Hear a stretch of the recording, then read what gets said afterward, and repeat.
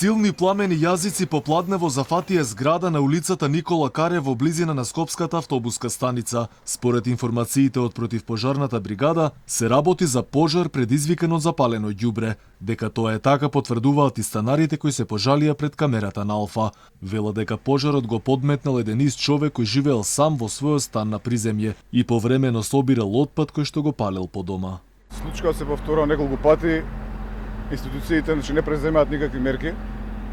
Респект, браво големо за екипава на пожарна. Брза реакција, но институциите затајуваат. Станарите велат дека ова е трет пожар во ист стан полн со ѓубре во скопската населба Пролет. Алармираат дека овој случај го пријавиле секаде, но ниту една институција не мрднала ни со прст да им го реши проблемот. Тука живее човек што нарушено ментално здравје, кој што ова го прави регулар, секоја година по еднаш-два пати. Институциите реагираат? Ни една. Не постои институција каде што ние како граѓани, како станари не сме отишле. Не постои таква. Секаде сме биле, секаде. У полициски станици, у социјална служба, една голема нула одговор.